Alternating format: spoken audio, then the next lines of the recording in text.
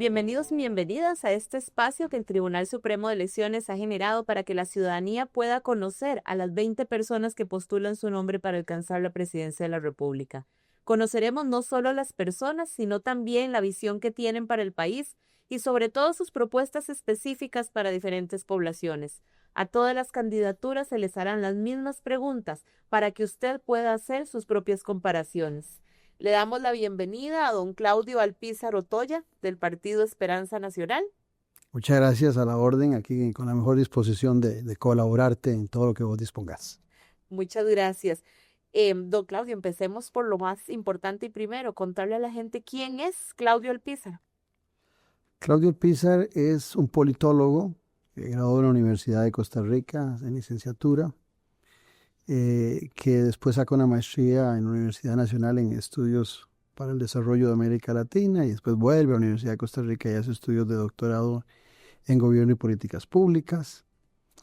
Es un chiquillo que nació allá en el San Juan de Dios en un 28 de noviembre de 1962. Al día siguiente ya estaba viviendo en Tibás y ahí se crió prácticamente toda la vida, inclusive muchos años de casado. Viví en Tibás hasta hace unos 6 años que me pasé para Santo Domingo de Heredia y me casé con una mujer extraordinaria, Rosibel Chacón. Tengo 2 hijas ya casadas, también hijas lindísimas, el mejor premio que me ha dado la vida. Una de 31 años y la otra de 36 años, ya como profesionales y casadas, como te decía. Claudio es alguien que ha estado muy preocupado por el tema de la democracia y la política en Costa Rica, un apasionado de la política, de la lectura, que de repente también se le ocurre que debía ser comunicador y se hace un programa de radio y de televisión, ambos de política, siempre defendiéndola. En una el eslogan era la política con P mayúscula y en el otro el eslogan era porque la política se importa, que después de animar a tanta gente a que participara en política, en el 2020 crea el Movimiento Esperanza Nacional dentro del Partido Liberación Nacional. Participamos en la convención del 2021. Cumplimos como correspondía por la firma y la palabra empeñada de apoyar al candidato ganador en aquella convención.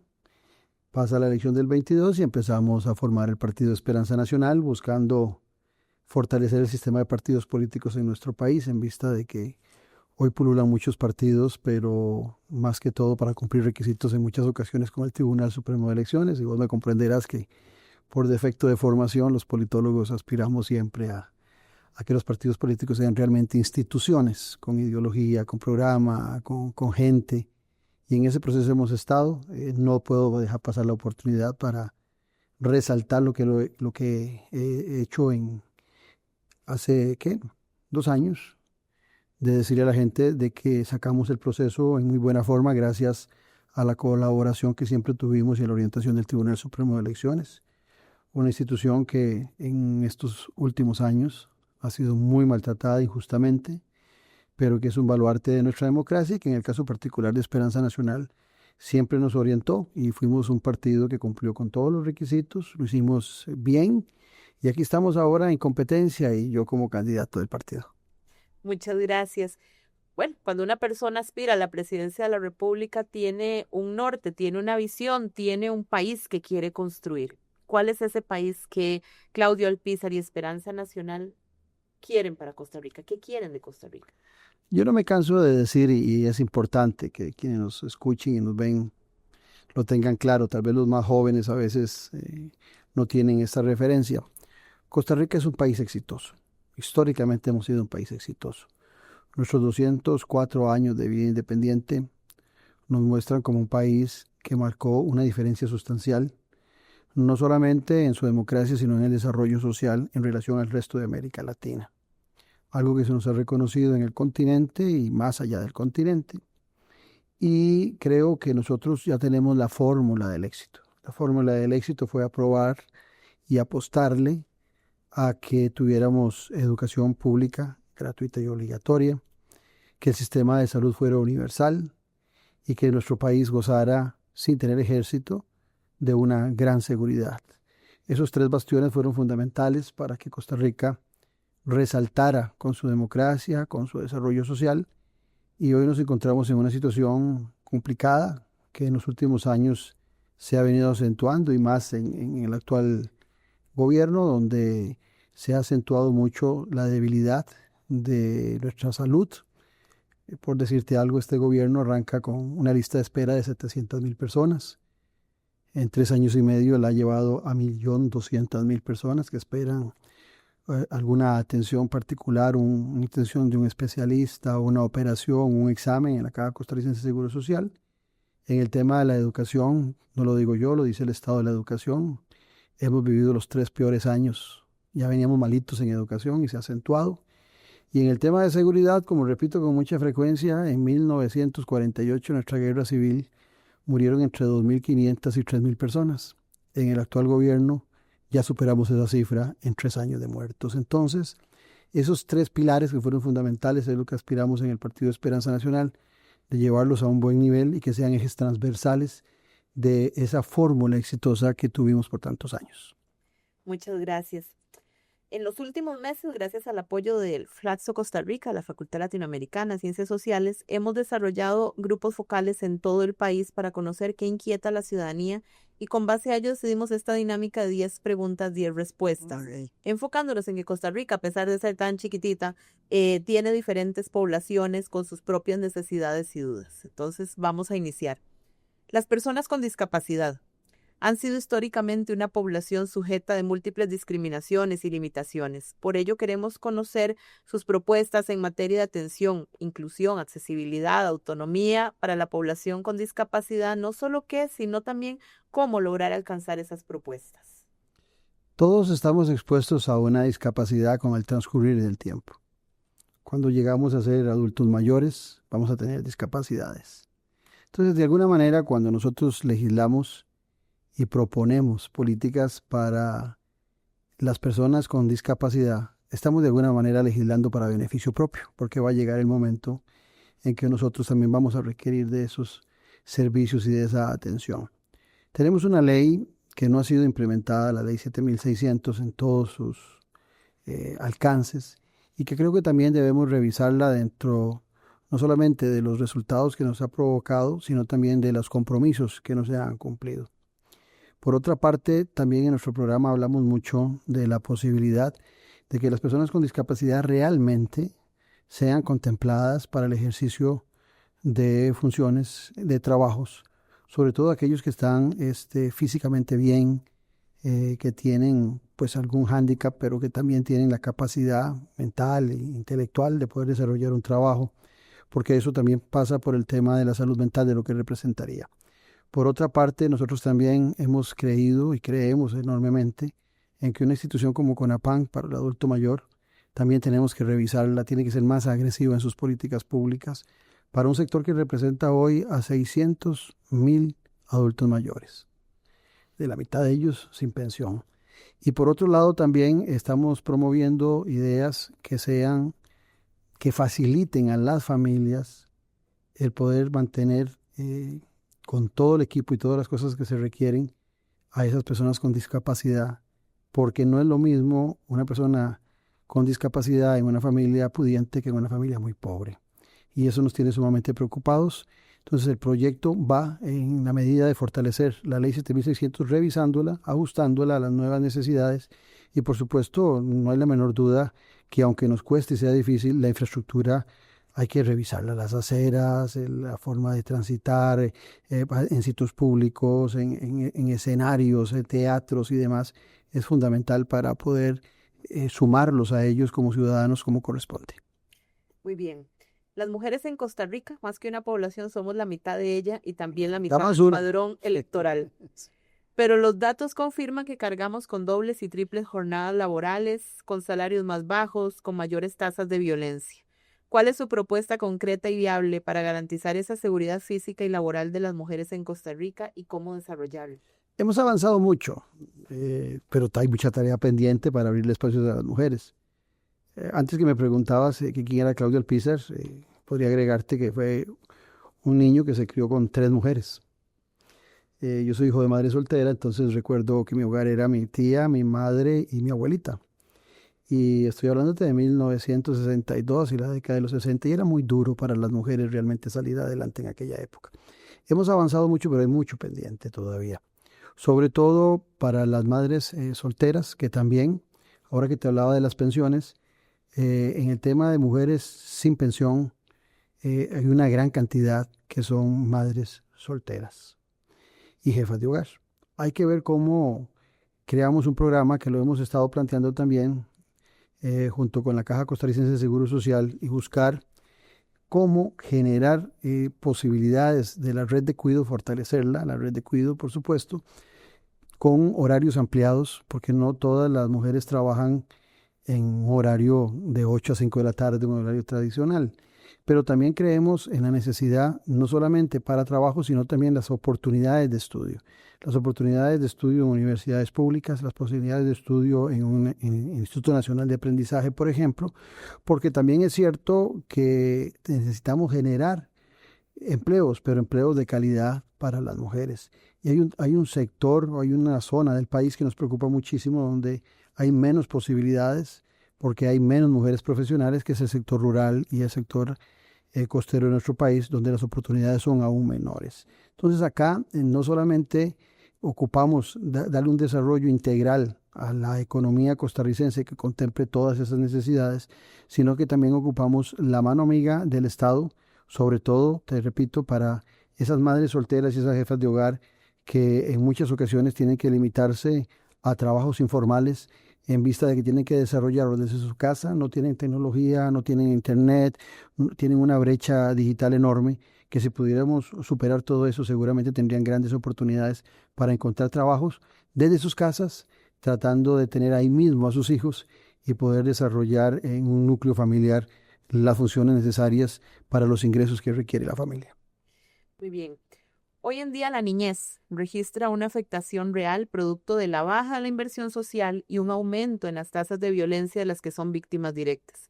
¿Qué estrategias concretas propone su gobierno para asegurar una inversión social sostenida y estratégica en materia de cuidado, salud, educación, lo que la niñez costarricense necesita? La niñez costarricense tiene una institución que fue creada inclusive antes de la Segunda República. En 1935 se creó el Patronato Nacional de la Infancia. Y cuando uno revisa la Constitución, habla que fue creada para la niñez y la mujer. Ve qué interesante. Ese Patronato Nacional de la Infancia ya tenía previsiones de la posibilidad de las madres solteras. Creo que los recursos que recibe el Patronato Nacional de la Infancia para la protección de los niños es un recurso alto, es un impuesto alto que viene desde el impuesto de renta, es una parte del impuesto de renta. Si mal no recuerdo, anda entre un 4 o 5% del impuesto de renta. O sea, el problema no son los recursos. El problema realmente en el Patronato Nacional de la Infancia es la poca capacidad que en los últimos años ha tenido de atender a esa niñez que es violentada, a esa niñez que es abandonada por diferentes circunstancias. Pero además de eso, también creo que no podemos olvidar la necesidad de respaldar con programas de educación que van desde la educación sexual hasta la educación en la familia, para proteger a esas familias de la violencia permanente que se genera. No solamente tenemos violencia para los niños, sino para las madres de hombres en el hogar que atentan contra eso que trató en algún momento de controlar el Patronato Nacional de la Infancia desde su gestión. Nosotros estamos proponiendo también, como te decía antes, para las mujeres, el fortalecer los programas de la red de cuidado, que es una idea de gobiernos pasados, pero las ideas buenas hay que fortalecerlas y hay que mantenerlas. Y por otro lado también luchar para que el precepto de la educación gratuita y obligatoria realmente sea obligatoria, porque tenemos una gran cantidad de niños y niñas que están totalmente abandonados a su suerte en muchas partes del territorio nacional y sobre todo en las zonas rurales y costeras, donde las dificultades de infraestructura todavía son mayores para que los niños puedan trasladarse a una escuela, a un colegio, y ni qué decir para atender la salud. Y ahora que hablábamos de las madres, también el traslado para los trabajos se vuelve complicado. En estas giras que me obligó el Tribunal Supremo de Elecciones para conformar el partido en 84 cantones, en buena hora que me obligaron, uno se da cuenta de la situación precaria en que están todos los caminos vecinales de este país. Entonces, todo lo que podamos plantear tiene una integralidad. No podemos solucionar un problema sin dejar de atender otros. Y en el caso particular de la niñez, también es requisito indispensable que volvamos a tener en las escuelas no solamente la alimentación para los niños que padecen hambre a la hora del desayuno, sino también a la hora de la salida de la escuela. Darles 2 tiempos de alimentación a los niños y también tener maestros y profesores que estén muy atentos a los síntomas que puede estar padeciendo un niño o un adolescente que está siendo ultrajado desde su hogar. Y en ese tema me parece que el MEP y las instancias que protegen a la adolescencia y a la niñez deben coordinar para la salud mental y la salud de todos los ciudadanos costarricenses. Muy bien. La juventud expresa hoy en día desesperanza e indiferencia, que trabajar o estudiar ya no garantiza la independencia económica y que sienten que pierden el país que sus padres y madres recuerdan. ¿Qué medidas tomará para reconstruir ese horizonte y evitar que esa indiferencia o desencanto definan la relación de estas nuevas generaciones con la democracia, con las oportunidades y con su propia calidad de vida? Mira, cada vez que hablo con los jóvenes, siento una apatía enorme de participar en los procesos electorales. Los jóvenes piensan de alguna manera que la política no les afecta y hay muchos ciudadanos que piensan igual y eso es un error terrible. Pero los jóvenes están sintiendo que los partidos políticos y muchos políticos seguimos saludando con los trofeos y los triunfos del pasado. Ellos quieren ver triunfos más cercanos a su momento histórico y también más basados en la realidad. Nosotros en nuestro programa estamos proponiendo que en secundaria, en los 2 últimos años, el 4º y 5º año, le podamos dar a los estudiantes maneras de salir al mercado laboral y defenderse, y nada mejor que la tecnología. Las certificaciones en hardware y en software serían fundamentales para que ellos puedan salir al mercado laboral de una vez. Así como en épocas pasadas, cuando yo estaba chiquillo, le daban a uno contabilidad o mecanografía en las escuelas, en los colegios para salir al mercado laboral. Ahora los tiempos han cambiado y hay que ir preparando a los jóvenes para que tengan esa posibilidad de salir al mercado laboral inmediatamente saliendo del colegio. Pero aparte de eso también ha cambiado. Antes había una premisa que era el que se casa, casa quiere. Hoy los jóvenes quieren casa sin necesidad de casarse. ¿Qué quiero decir con esto? Hoy los jóvenes solteros quieren tener un apartamento, la posibilidad de vivir, de independizarse de sus familias. Esto hay que manejarlo desde, será desde el INBU o será desde promoción de viviendas a través de la banca estatal para que haya un desarrollo de infraestructura, pueden ser apartamentos, donde los muchachos puedan tener un pequeño apartamento, donde puedan desarrollar su labor, donde tengan acceso a la tecnología, donde puedan vivir en forma independiente y también adquirir esos apartamentos con sumas cómodas para poder subsanar los costos que representa, pero creo que eso es una de las necesidades fundamentales que hay. Otro tema que me parece fundamental también es la educación.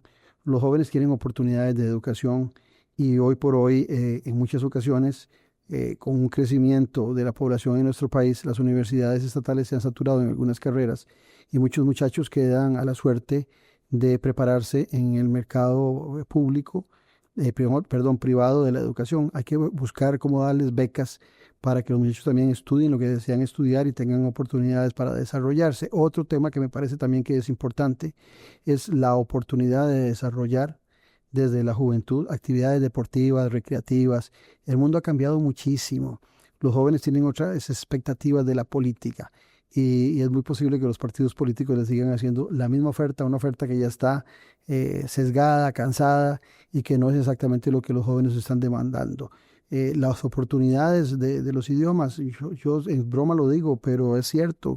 Cuando yo estaba chiquillo de los 5 años de colegio, uno pasaba estudiando el verbo to be desde el primero hasta el 5º año. Hoy los jóvenes tienen una posibilidad con el internet, con Netflix, con tanta posibilidad que hay de prepararse más rápidamente en inglés, pero ocupan algunas bases que no están siendo subsanadas, sobre todo en la educación pública. Y desde ahí estamos marcando una desigualdad que se empieza luego ya a una edad mediana a evidenciar con aquellos que estudiaron en el sector privado. Bien.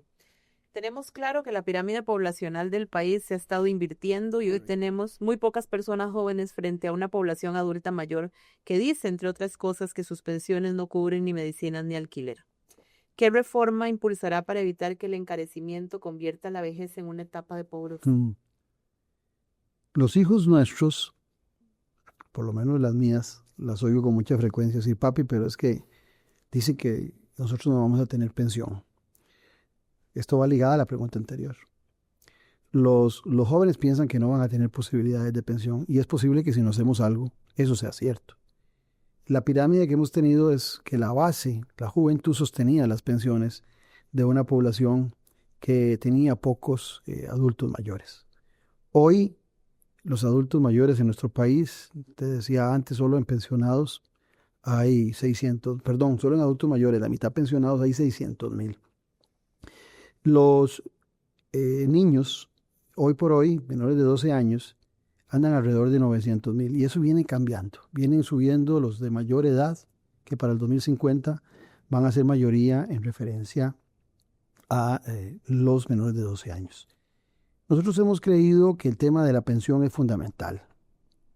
Sin embargo, también por ese mismo costo de esa pirámide, el sistema de la Caja Costarricense de Seguro Social tiene que buscar nuevos ingresos. Cuando uno ve el sistema de pensiones de Jupema, que solo tiene 10% de la población que tiene la Caja Costarricense de Seguro Social, encuentra que las condiciones de los pensionados de Jupema son mejores y que el sistema de pensiones se sostiene dentro de 10 años. Tienen más de alrededor de 6 billones de dólares que les permite a ellos sostener el sistema de pensiones de aquí a 100 años. La Caja Costarricense de Seguro Social tiene que aprender a invertir mejor en los recursos que tiene. No los han estado invirtiendo bien, no les han dado los dividendos necesarios y además de eso, creo que tenemos que buscar nuevos mecanismos de financiar las pensiones más directos, que ya no toquen más el bolsillo del funcionario, que no le digan al funcionario que tiene que aumentar su pago mensual por la pensión y por el seguro, que no le digan que van a aumentarle a 70 años la edad y que mucho menos le digan de que le van a pagar menos el porcentaje de salario que tiene. Vos sabes perfectamente que el salario mínimo en muchas partes del país es una expectativa, pero partamos de que todo el mundo lo tiene, lo cual no es cierto. 350,000 colones. Y cuando una persona se pensiona le dan alrededor de 240. Le costaba vivir con 350,000 y le dicen en la vejez que tiene que vivir con 250,000. Entre broma y serio también lo digo. Cuando uno llega a la vejez, tiene más citas con el médico que citas amorosas. Está más obligado uno a estar con el médico. Los costos de las medicinas en nuestro país son muy altas. Entonces nosotros tenemos que buscar un mecanismo diferente para financiar las pensiones y ojalá las pensiones de la caja fueran un salario mínimo al menos. Y eso lo podemos lograr, por ejemplo, utilizando bien los recursos que lo he planteado hace muchos años del oro que se produce y que se están robando en Cruzitas. Nosotros podríamos hacer una recolección desde el Estado de ese oro, trabajar ese oro perfectamente. Nos han robado en el 2017, decían que nos habían robado 200 millones de dólares. Del 17 a la fecha han pasado muchos años.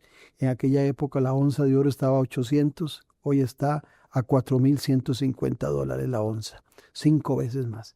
¿Qué sostenible podríamos lograr nosotros? Porque yo defiendo el medio ambiente, ciertamente, pero cuando hay una fiebre de oro ya es inevitable lo que está pasando ahí. O lo sacamos o nos lo van a seguir robando. Entonces tenemos que buscar una actividad y que pienso yo que las pensiones, por ser sostenibles, es lo mejor que podemos plantear para que las futuras generaciones tengan pensión y buscar ingresos directos para que el sistema de pensiones de la caja se fortalezca, que esos dineros vayan directamente ahí. Y también, por supuesto, lo que hablábamos anteriormente de la necesidad de fortalecer CONAPAN, la necesidad de que CONAPAN se preocupe más por los adultos mayores. Necesitamos más sitios de entretención y de cuidado para el adulto mayor y también en las familias, porque hay muchos adultos mayores que hoy por hoy viven solos en sus hogares. La seguridad alimentaria de los países, incluido el nuestro, es hoy más que nunca una urgencia que requiere acciones claras. ¿Cuáles son sus propuestas reales y viables para los agricultores y agricultoras nacionales? La seguridad alimentaria y la soberanía alimentaria, que a veces la gente las plantea como dos cosas diferentes, son dos caras de una misma moneda. Si nosotros no tenemos de alguna medida soberanía alimentaria, tampoco vamos a tener seguridad alimentaria. La agricultura sigue siendo fundamental para el desarrollo de empleo en las zonas rurales y costeras. Se habla mucho y son muy importantes las zonas francas, pero las zonas francas tienen un recurso humano diferente.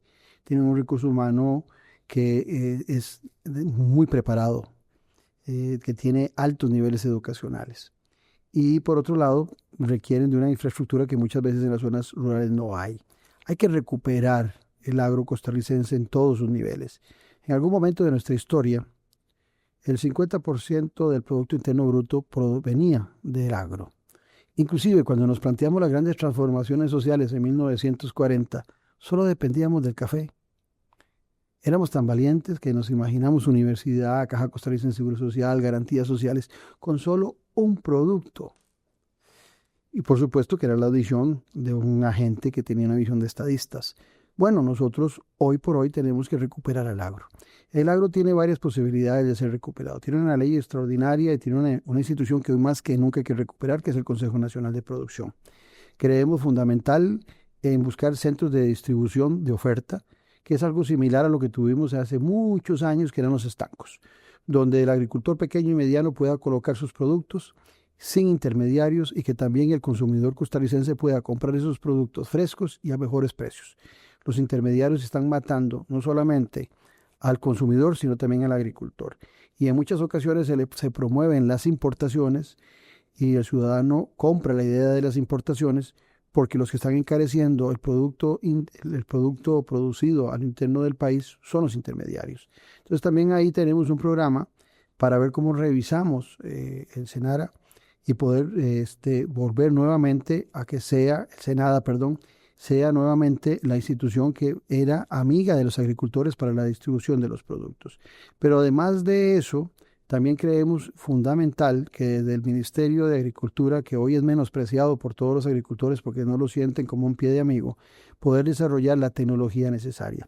Hay países más pequeños que el nuestro, porque a veces lo pequeño no está en el territorio, sino que está en la mente. Países Bajos, antiguamente conocida como Holanda, es más pequeño que Costa Rica y es el segundo exportador de productos agrícolas del mundo, solo superado por Estados Unidos de América, que tiene muchísimo más territorio que Países Bajos. Y la tecnología ha sido fundamental, pero en el caso del agricultor costarricense, que por cierto tiene un promedio de edad de 62 años, entonces te podrás imaginar la brecha digital que hay y también los jóvenes, los hijos de ellos, viendo a sus padres sufriendo con la agricultura y viéndolos con pala y pico, no ven la actividad como atractiva. Entonces, desde el Ministerio de Agricultura debe generarse un programa no solamente atractivo en cuanto al financiamiento, sino también de subsidio de la tecnología y programas de tecnología para poder desarrollar la actividad agrícola para que esos que van de salida, esos agricultores, puedan tener la tranquilidad de que sus hijos van a seguir la actividad. Hay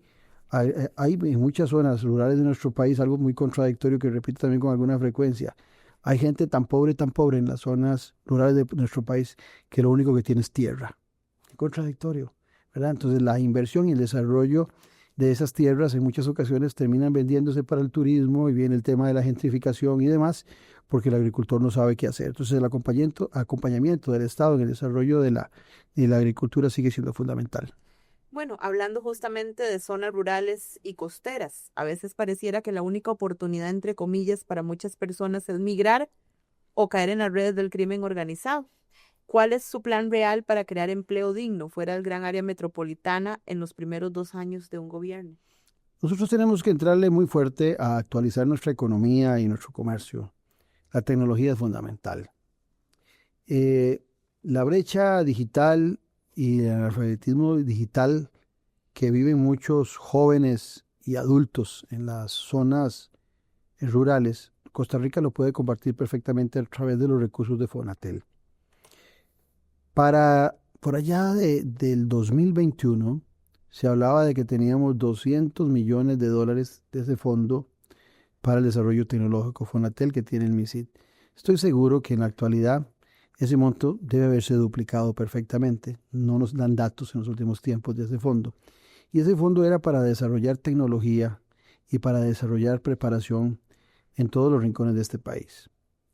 ¿Qué sería de un estudiante preparado con conocimiento en software, en hardware, que sea contratado por alguna de estas grandes empresas a nivel internacional, que habla inglés, que tiene acceso a la tecnología, que tiene su computadora allá en Puerto Jiménez y que no tiene que emigrar al centro de San José para trabajar?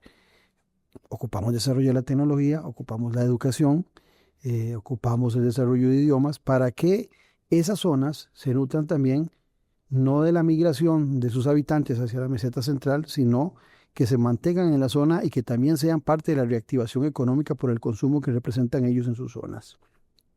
Costa Rica tiene que volver a ver hacia sus zonas costeras y rurales y dejar de estar concentrando todo en el gran área metropolitana. Hoy la gente habla mucho, y yo oigo a mis adversarios hablar mucho del tren urbano aquí en la zona, en la meseta central. Yo tengo, no digo que sea malo, pero yo tengo la prioridad del tren eléctrico al Atlántico y el tren eléctrico al Pacífico. Me parece que es fundamental. Lo hemos visto en los últimos días con la carretera 32 prácticamente aislada a toda la gente que vive en ese lado porque no había más posibilidad que salir por Turrialba y Turrialba abarrotado en sus carreteras. Un tren sería fundamental. Entonces, el desarrollo tecnológico que nosotros ocupamos en todo el país es el mecanismo más fácil, más certero en una economía moderna, actualizada, que podría permitir a los jóvenes y también a los adultos no solamente tener trabajo, sino también un programa para luchar contra ese analfabetismo que todavía existe en muchos sectores digital y sobre todo la brecha digital, que es muy doloroso decirlo, pero desde el Estado costarricense, desde la educación pública, lo estamos promoviendo cuando en muchos sitios el acceso a la tecnología para nuestros estudiantes de la educación pública es precario. Totalmente. A ver, los pueblos afrodescendientes y las comunidades indígenas señalan abandono estatal y decisiones tomadas desde San José sin conocer la realidad territorial. ¿Cómo piensa usted gobernar para territorios que históricamente no se han sentido escuchados? Uf, mira, hay tantas zonas que no se sienten escuchados y no tienen únicamente que ver con el tema de la raza, ser afrodescendiente o ser indígena. Hace algunos días vimos las noticias de gente que era sacada de la milla fronteriza en Chorreras. Gente que está totalmente abandonada hace muchos años por el Estado costarricense en una zona limítrofe con Nicaragua. Por el tema de crucitas y demás, gente que no eran costarricenses, que no son nicaragüenses, en su mayoría eran costarricenses y que tampoco eran coligalleros. Esas gentes muy molestas en muchos videos que vi, se sentían totalmente aisladas porque las políticas públicas no han llegado hasta ellos. Ahora bien, en el caso de las comunidades indígenas, por supuesto, que su cultura y el ser ellos realmente los forjadores de estas tierras requieren un trato especial en cuanto a las políticas públicas para que lo que definamos en sus sociedades sea acorde a la cultura que ellos mantienen. Pero también ocupamos que todas esas poblaciones se sientan costarricenses, porque en esa medida vamos a lograr nosotros también una empatía de los dos lados para el desarrollo de esas comunidades. Hace algunos días recuerdo estando en Talamanca, que unos muchachos llegaron a reunirse en una reunión que teníamos de política y me decían que habían durado 22 horas en llegar. 22 horas duras vos yendo a China en un avión. Entonces uno no se imagina cómo alguien duró 22 horas saliendo de las montañas de Talamanca para llegar al centro de Talamanca. Bueno, son las dificultades que hay. Cómo los explotan en el plátano, que es la mayor producción que hacen muchos de los indígenas en Talamanca, y les compran el plátano baratísimo. Ellos les cuesta mucho transportarlo y trasladarlo, y realmente las utilidades que tienen son mínimas. Entonces aquí requerimos un desarrollo, vuelvo al tema, integral. Ocupamos infraestructura, ocupamos, sí, respetar sus tradiciones, pero sus tradiciones no quieren decir que tengan que vivir en forma aislada.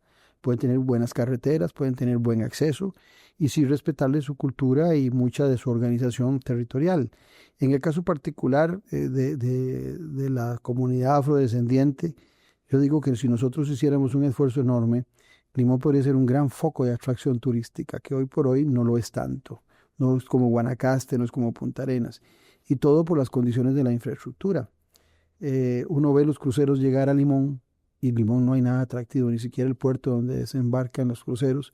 Un crucero no se va a quedar más de 2 días, no hay absolutamente nada atractivo para los que viajan. Y cuando vos coges un crucero y andás por la isla de San Martín, cuando andas por Puerto Rico, cuando andas por Jamaica, por Aruba, por Curazao, te das cuenta la gran cantidad de cruceros y lo atractivo que son esas zonas y cómo el turismo está totalmente reactivando. En nuestra zona de Limón, imagínate lo que puede representar esa variedad para el turismo gastronómico, que es diferente, para el turismo rural, las playas bellísimas que tenemos en Limón, pero tenemos carencia de aeropuertos, tenemos carencia de hospitales, tenemos carencia de infraestructura, y eso por supuesto afecta mucho el apoyo que puedan tener todas estas comunidades.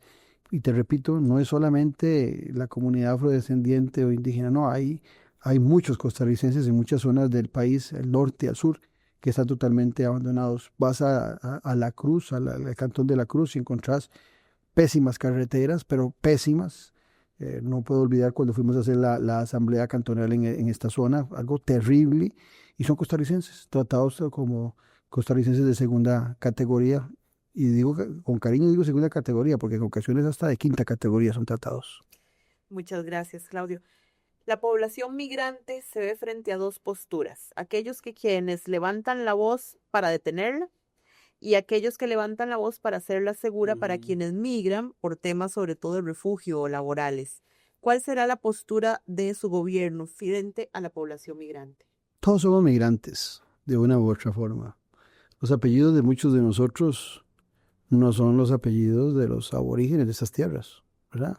Todos tenemos apellidos españoles, portugueses, alemanes, ingleses. Algunos atentan contra la migración pretendiendo vender como que existe un costarricense puro. Una visión muy nazista, por cierto, ¿verdad? Porque no hay costarricenses, todos los costarricenses que vivimos acá, de una u otra forma, tenemos influencias de diferentes culturas y de diferentes nacionalidades. La migración en Costa Rica es importante para muchas actividades que ya el costarricense no está desarrollando. Costa Rica ha invertido mucho en educación y en preparación, y hay actividades como la construcción, como el agro, donde la gente que está metida en esas actividades económicas ocupa mano de obra extranjera.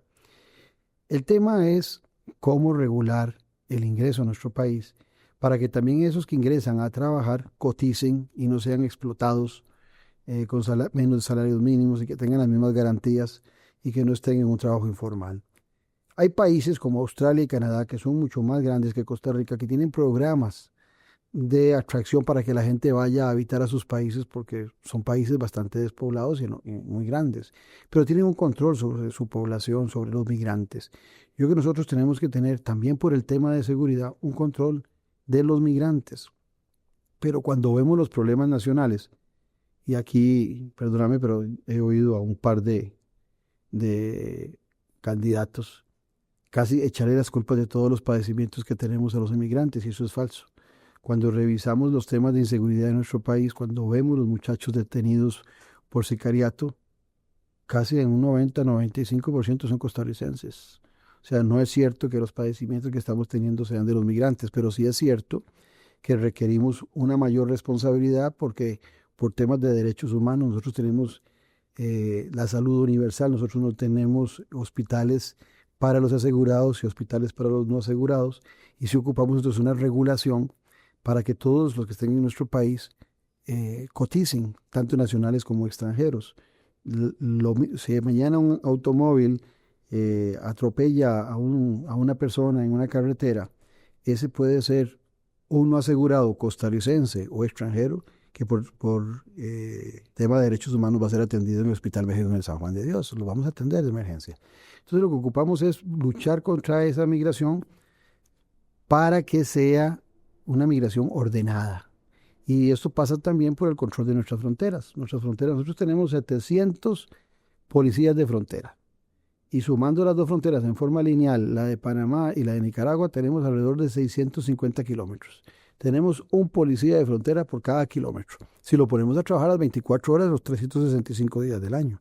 Entonces hay que buscar mecanismos de tecnología, volvemos a lo que planteábamos antes, para también lograr controlar la migración, porque también hay otro problema enorme ahí. ¿Quiénes están entrando? Muchos entran buscando trabajos y oportunidades, pero muchos entran buscando la oportunidad de delinquir en un país que le facilita de alguna forma su ingreso sin mayores controles. Entonces, la migración hay que verla como lo que es: gente que busca oportunidades, gente que viene a aportarle al país, pero que un país está obligado a tener un registro. Nadie le abre su puerta a un extraño de su casa Nadie deja que alguien entre a su casa si no sabe quién es. Y eso creo que nos falta mucho en la migración en nuestro país. Muy bien, ya la última pregunta. La opinión pública se divide hoy entre aquella que exige mayor castigo para la población privada de libertad y la que afirma que como seres humanos que cometieron un delito deben ser castigados, pero sin olvidar sus derechos humanos. ¿Cuál sería su propuesta para el manejo de la población privada de libertad? Tenemos hoy por hoy alrededor de un 20% de hacinamiento en nuestras cárceles. Hay hacinamiento en todas las cárceles de hombres, en las de mujeres no. También son más las mujeres en nuestra población, como hablábamos al principio, pero también delinquen menos, gracias a Dios. Y ahí no tenemos nosotros hacinamiento en las cárceles de mujeres. En las de hombres sí tenemos alrededor de un 20%. Tenemos que hacer ciertamente más infraestructura, pero no vamos a solucionar el problema cada vez que tengamos más problemas de seguridad con más cárceles y más cárceles. Tiene que haber un programa, y sigue Petra con calentura, diría mi madre, tiene que ser una atención integral de todo lo que está pasando en el país. Y la integralidad pasa por la posibilidad también de no solamente educar a quienes desde niños deben saber los problemas que tiene el delinquir, los problemas que tiene, las ventajas que da la seguridad, el estudio, la preparación, sino que además de eso estamos obligados a tratar de incorporar a la gente que ha cometido delitos. No todo el mundo va a la cárcel por las mismas circunstancias. Y en muchas ocasiones en nuestras cárceles terminan mezclados los que han desarrollado una estafa o los que han falsificado algún documento y están mezclados con los del crimen organizado, con el narcotráfico y demás. Nosotros tenemos que buscar tener que las cárceles tengan esas divisiones de acuerdo a los delitos que se cometen, que se cumplan las penas, sí, yo creo que hay que cumplirlas, pero también hay leyes que permiten cuando hay buen comportamiento, que eso lo analiza el Ministerio de Justicia y puede acortar las penas para aquellas personas que tienen un buen comportamiento, que se preparan, que estudian, porque en muchas ocasiones la gente sale de la cárcel, cumple su pena y no tiene que hacer, no lo reciben en su familia, ya su madre y su padre han muerto tal vez, los hermanos no los quieren recibir, no tienen oportunidades de trabajo, son señalados por haber estado en la cárcel y entonces en muchas ocasiones no les queda más que la posibilidad de regresar al delito. Bueno, aquí es donde Costa Rica tiene que tener, no solo Costa Rica, sino todos los que somos creyentes, sentido de humanidad, de apoyar al prójimo para que se recupere. Yo sé que en muchas ocasiones hay algunos delitos que son sumamente repugnantes, que a uno en sus valores cristianos le cuesta hasta perdonar algunos delitos, ¿verdad? Qué sé yo, le planteo uno que a mí me choca, me molesta, que es la pedofilia, la odio, ¿verdad? Es algo que no soporto, el abuso de los niños, la agresión a los niños, las agresiones a las mujeres, pero hay que ir en un proceso de formación, porque tampoco nada ganamos con que la gente se pudre en las cárceles. Entonces, van de la mano. Tenemos que desarrollar infraestructura para los que cometen delitos, para que no sea la justificación, para que no cumplan por el error que cometieron, pero también por otro lado tenemos que tener programas de recuperación para que la gente pueda incorporarse, principalmente preparándose y con posibilidades de trabajo. Muchísimas gracias a don Claudio Alpizar Otoya del Partido Esperanza Nacional y a ustedes. Este es un esfuerzo que hace el Tribunal Supremo de Elecciones para que usted conozca las 20 candidaturas y sus propuestas y pueda ser un votante informado. Gracias.